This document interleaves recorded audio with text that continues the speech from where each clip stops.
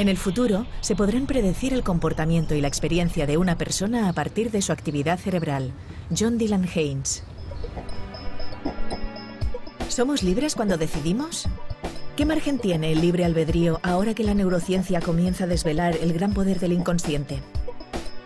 Ya hay máquinas para ver cómo decide el cerebro, y los primeros resultados muestran que antes de entrar en la conciencia, muchas decisiones ya están tomadas por complejas redes cerebrales. Desde Berlín, John Dylan Haynes nos habla hoy en redes de sus experimentos para descifrar la actividad cerebral que se esconde detrás de nuestros estados mentales.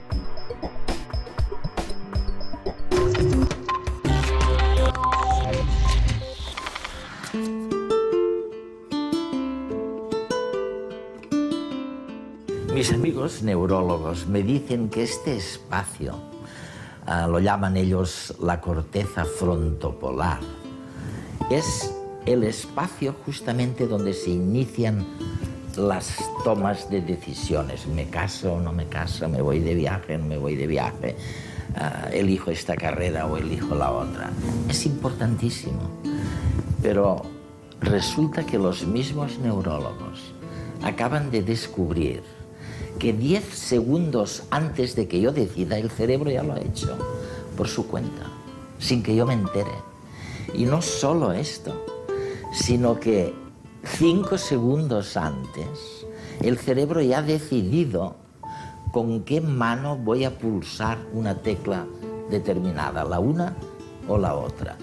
Bueno, el impacto sobre nuestra vida cotidiana de este fenómeno es impresionante. Claro, me dirán, seguro, ¿qué pasa con el libre albedrío? Y esa pregunta es exactamente la que yo le hice al profesor John Dylan Haynes aquí en Berlín en plena nevada de invierno. Te contaré un experimento. ¿Sí? Realizamos un experimento con un escáner cerebral en el que las personas debían tomar decisiones muy sencillas. Podían decidir si pulsaban un botón a la izquierda u otro a la derecha. En este caso sientes que eres totalmente libre de elegir de hacer una cosa u otra. No hay nada que te obligue a elegir una opción o la otra. Registramos la actividad cerebral de las personas y descubrimos que podíamos predecir su decisión. Si iban a pulsar el botón de la izquierda o de la derecha 7 segundos antes de que lo hubieran tomado.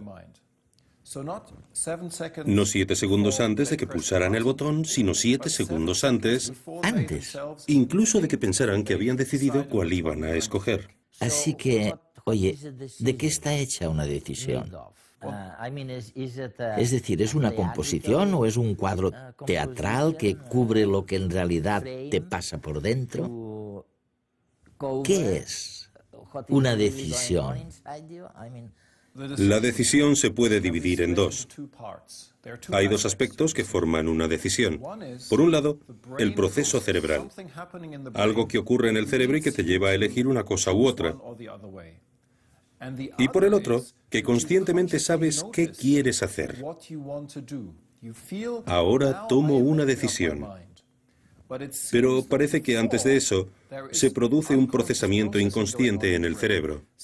En el cerebro sucede algo que prepara tu decisión, que te conduce hasta ella e influye en la manera en la que tu mente consciente elige.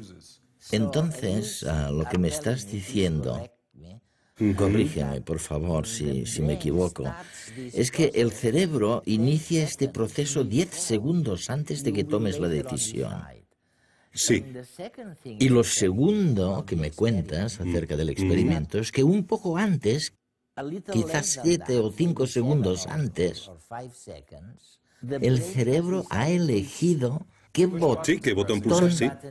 ¿Qué botón pulsar? Así que, John, ¿podemos descartar el libre albedrío que interesa tanto a la gente? O como dices en algún otro sitio, esto se hace inverosímil el libre albedrío, ¿no? Creo que la ciencia a estas alturas no puede descartar el libre albedrío por completo. Aún existe la posibilidad de que el libre albedrío exista, pero lo hacemos muy inverosímil. ¿Y por qué es inverosímil? Tenemos la impresión, en estas situaciones de toma de decisiones sencillas, de que podemos cambiar el futuro del mundo, de que podemos empezar algo ahora que marcará una diferencia en la manera en la que el mundo continúa. Y esto queda descartado si podemos demostrar que el cerebro predice qué ocurrirá en el futuro, incluso antes de que la persona haya tomado una decisión. Pero la gente entiende el libre albedrío de maneras distintas. Cuando dicen libre albedrío se refieren a otra cosa. No quieren decir que puedo intervenir y cambiar el futuro del mundo. Quieren decir, por ejemplo, que es libre porque no recibe ninguna influencia de... Sí, lo que sucede fuera de mi cuerpo. Es otro significado de libre albedrío. Es algo que no descartamos. Lo que sí descartamos es una idea muy simple acerca del libre albedrío, como una intuición que todos tenemos de que podemos empezar a cambiar el mundo independientemente de la historia del cerebro, de la historia del universo, y cambiar la manera en la que el mundo va a continuar. Y eso es erróneo. Es fascinante, desde luego. Es fascinante porque, en realidad, lo que sugieres es que todos los conceptos y los descubrimientos acerca de la plasticidad cerebral, por ejemplo, tu capacidad de influir, de cambiar tu cerebro y por lo tanto de cambiar el mundo, son algo dudosos. Que no es absolutamente cierto que puedas hacer todo esto. Bueno, yo diría que, por supuesto, el cerebro puede cambiarse a sí mismo.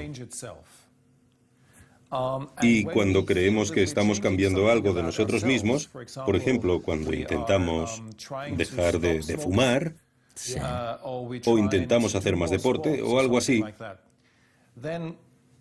hablamos entonces de un cerebro que se está reprogramando.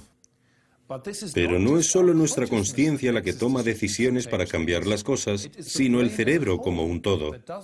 Y eso no implica solo la consciencia. Probablemente eso explicaría por qué muchas personas dicen, bueno, haré ejercicio media hora cada mañana. Y luego, sin embargo, más o menos conscientemente, dejan de hacerlo. Pero no funciona. Porque no lo ha aceptado el cerebro. Puedes ver cómo la fuerza limitada de la consciencia se hará evidente en estas situaciones en las que debemos vencer fuertes tendencias a hacer algo distinto.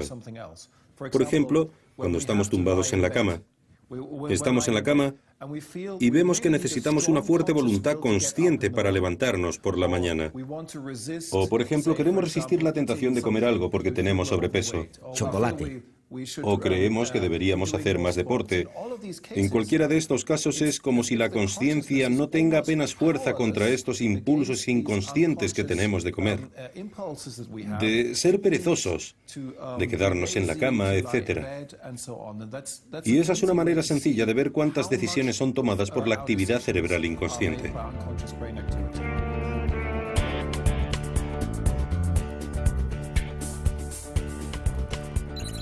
8 de cada 10 productos fracasan antes de los 3 meses de vida en el mercado.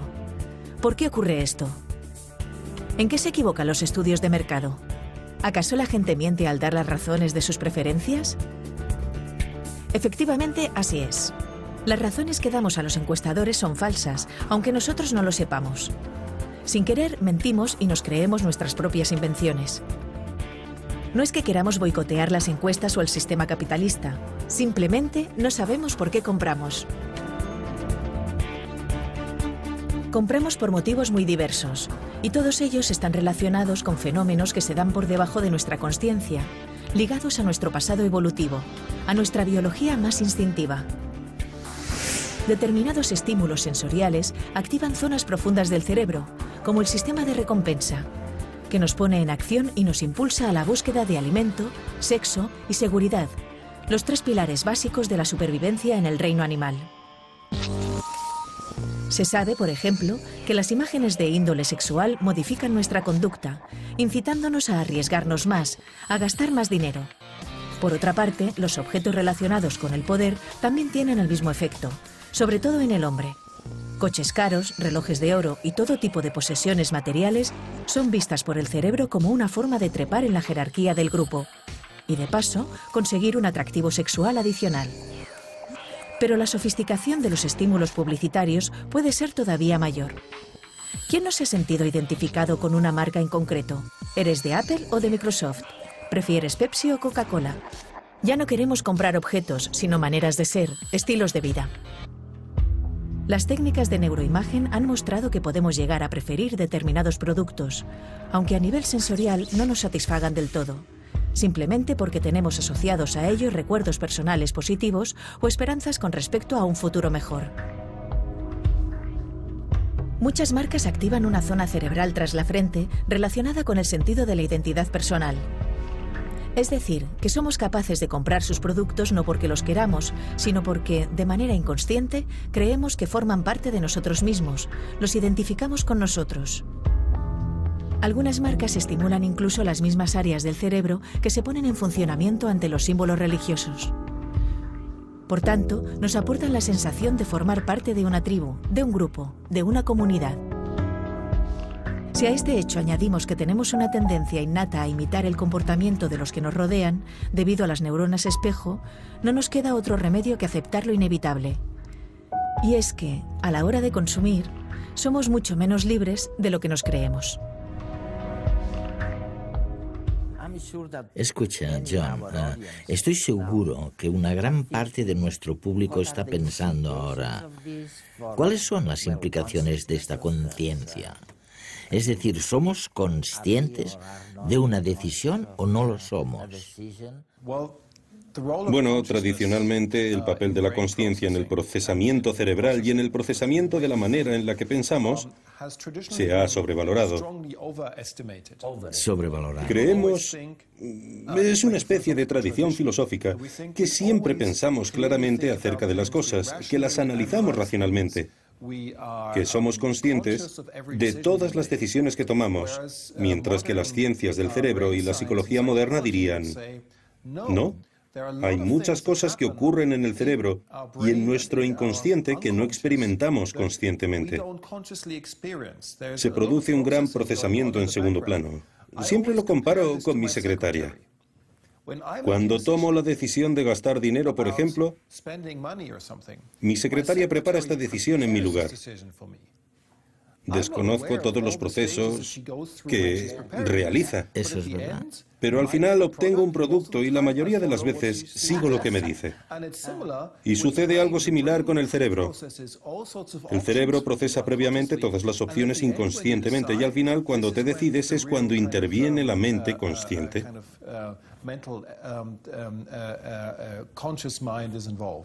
Nadie niega la existencia de las decisiones conscientes, de las decisiones relacionadas con la consciencia, pero la investigación muestra que el tiempo en el que la decisión llega a la consciencia puede no ser el tiempo en el que se realiza la mayor parte del trabajo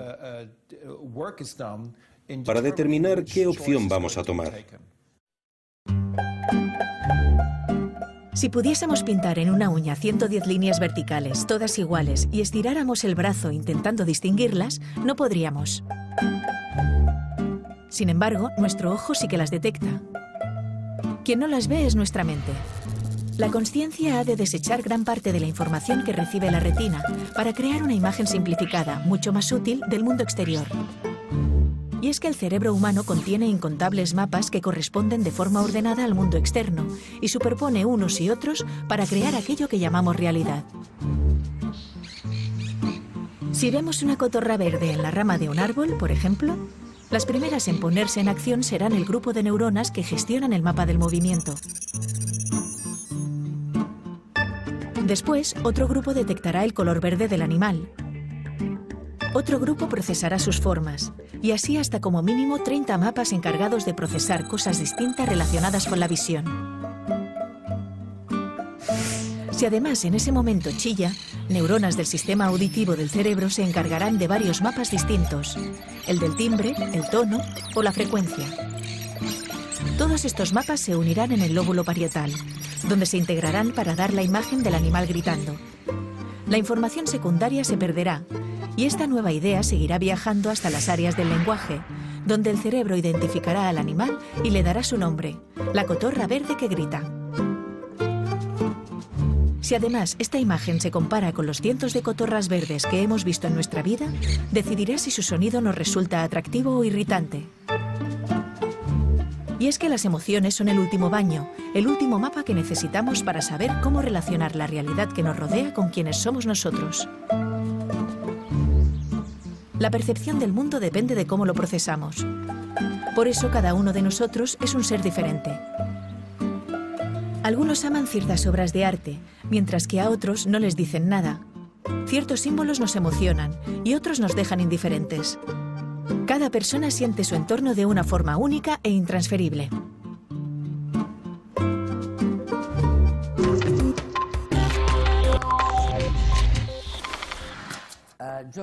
John, hay algo en lo que siempre pienso. Pasas la mayor parte del tiempo observando patrones, mirando qué cambios se producen en el cerebro en patrones mentales concretos, ¿no? Sí. Cada pensamiento que tienes, como pensar que resuelves un cálculo complejo sobre algo que ocurrirá, un recuerdo sobre una pieza musical o una obra de arte que has visto o escuchado. Cada uno de estos pensamientos está codificado con un patrón específico de actividad cerebral. Y eso significa que cada vez que tienes ese pensamiento, produces un patrón específico de actividad en el cerebro. Y lo puedes ver con un escáner. Con un escáner cerebral. Colocas a alguien en un escáner cerebral. Ese alguien tiene este pensamiento, y tú puedes medir el patrón de actividad cerebral que acompaña a este pensamiento. Luego tiene otro pensamiento distinto, y el patrón de actividad cerebral cambia. Ves un patrón distinto de actividad cerebral. Pero cuando le haces tener el primer pensamiento de nuevo, ves el mismo patrón de actividad cerebral que habías visto al principio. Es decir, los patrones de actividad cerebral son firmas. Del mismo modo que se puede usar una huella digital para identificar a un individuo, se puede usar este patrón especial de actividad cerebral para identificar un pensamiento que alguien tenga. Pero para ello necesitas técnicas estadísticas muy desarrolladas. Debes poder analizar los patrones de un modo muy sofisticado, lo que se lleva a cabo en un campo científico denominado reconocimiento de patrones o aprendizaje automático. Es un software parecido al que se utiliza para reconocer caras o huellas digitales y se puede aplicar también a los patrones de actividad cerebral. Permitimos que el ordenador lleve a cabo el reconocimiento de patrones. Dado que nuestros cerebros son muy buenos reconociendo patrones, somos realmente buenos, pero los patrones de actividad cerebral son demasiado complejos para que lo hagamos con los ojos, así que hacemos que un ordenador resuelva este problema. Es increíble, oye. ¿Qué hemos añadido al conocimiento de los detectores de mentiras, por ejemplo? Gracias a tu investigación deduzco que ahora sabemos más para interpretar la detección de mentiras de una manera más científica de como solíamos hacerlo, ¿no? Todos conocemos los antiguos detectores de mentiras por las películas. Se llaman polígrafos. Miden el ritmo cardíaco, los conductos dérmicos, es decir, básicamente miden cuánto sudas. En definitiva, miden tu nivel de excitación, de nerviosismo. Eso es. Así que, cuando alguien te hace preguntas, el polígrafo te puede decir tu nivel de nerviosismo al responderlas. El problema del polígrafo del antiguo detector de mentiras es que se puede manipular porque, por un lado, puedes estar nervioso, por ejemplo, por la situación experimental. Piensas, me está haciendo una prueba y si me equivoco, quizás yo tenga que ir a la cárcel 10 años. Por supuesto, es algo difícil. Te pones nervioso solo por la pregunta. Y otra cuestión es que las personas pueden manipular su nerviosismo.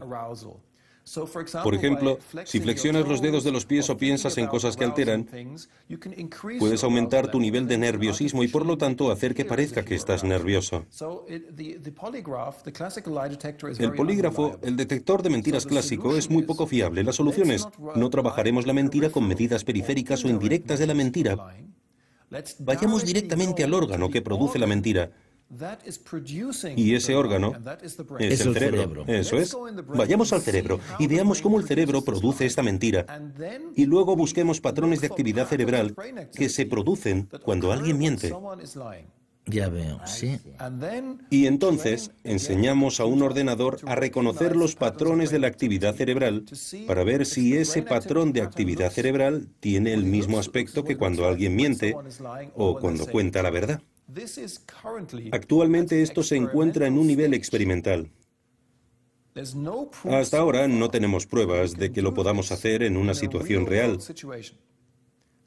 ya que cuando lo hacemos en un laboratorio se trata de una situación relajada. Son estudiantes. Les pagamos, dicen la verdad o no sobre cosas que no les importan, que no les preocupan. En una situación real, cuando vas a una comisaría o a un tribunal, si quisieras utilizar un detector de mentiras con resonancia magnética, primero deberías probar que esta máquina funciona en este caso. Tienes una población distinta. No son estudiantes. Frecuentemente se trata de sociópatas, personas con trastornos mentales. Y no se trata de si ganan 20 euros o no, sino de si van a la cárcel 20 años. Como puedes ver, el panorama es muy diferente y todavía debemos investigar mucho para descubrir si esta dirección prometedora va a funcionar y si algún día vamos a ser capaces de construir un detector de mentiras con resonancia magnética. Cada pensamiento, ya sea un razonamiento, un recuerdo o una ilusión, está codificado por un patrón específico de actividad cerebral. Y cada vez que pensamos lo mismo, el patrón también se repite. Los escáneres están comenzando a mostrar estos patrones. Por tanto, parece que pronto podremos saber lo que una persona está pensando. De hecho, ya se puede interpretar hasta cierto punto la actividad mental de pacientes paralizados, que no tienen la posibilidad de moverse ni comunicarse. Quizás en pocos años podrán detectarse las mentiras o incluso controlar máquinas a través de la mente. Sin embargo, algunos científicos se mantienen escépticos sobre el futuro de este tipo de tecnología. Los experimentos llevados a cabo hasta el momento no pueden extrapolarse al estudio del cerebro en la vida cotidiana. Y aunque los resultados obtenidos son significativos, tampoco son concluyentes, por lo que parece demasiado pronto para lanzar las campanas al vuelo. Finalmente, muchos cuestionan los métodos de neuroimagen en sí mismos. Muchas claves necesarias para entender los patrones del pensamiento podrían no aparecer en las imágenes. No podemos estar del todo seguros de qué es lo que en realidad nos muestran las fotos, ni de cómo debe ser interpretado. ¿Crees que nos dirigimos hacia una sociedad en la que leer la mente será muy fácil? La gente tiene esta fascinación inmensa y al mismo tiempo tiene miedo. Sí, por supuesto. Tiene mucho miedo. Sí, porque me gustaría saber lo que los demás piensan, pero no quiero que nadie sepa lo que yo pienso. Me gusta mi privacidad. Y esto implica un dilema ético. Por un lado, veremos cómo cada vez se usan más estas tecnologías, especialmente con pacientes, porque estas tecnologías se pueden usar también para ayudar a los pacientes paralizados, cuando no pueden moverse ni comunicarse. O podrían ser de ayuda en los descubrimientos del trabajo de Adrian Owen y Steve Loris, para descubrir si los pacientes en coma aún tienen actividad mental.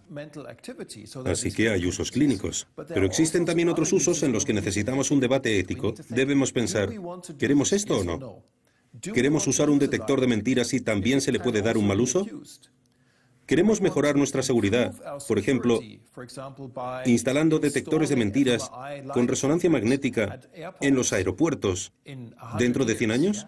¿Es lo que queremos? Necesitamos un debate ético acerca del uso de estas técnicas. Voy a plantearte una pregunta muy seria. Sí. En Facebook tenemos un club de fans. Creo que son unos 400.000.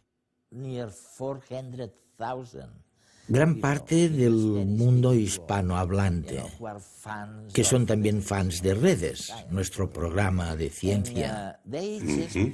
Y acaban de hacer una camiseta que te quería enseñar. Mira, dice aquí, ninguna de tus neuronas sabe quién eres ni le importa. Y mi pregunta es, oye, ¿es cierto eso que dice la camiseta o no lo es?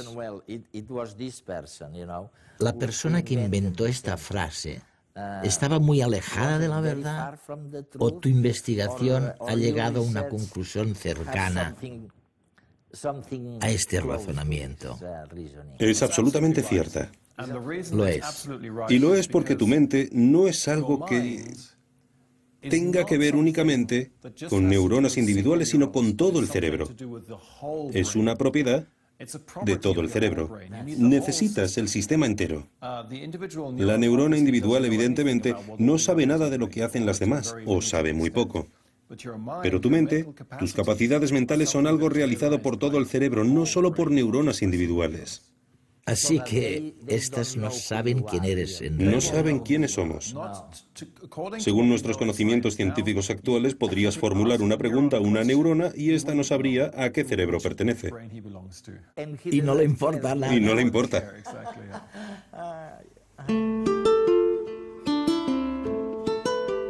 La neurociencia alterará lo que conocemos hoy por libre albedrío. Frank Tung.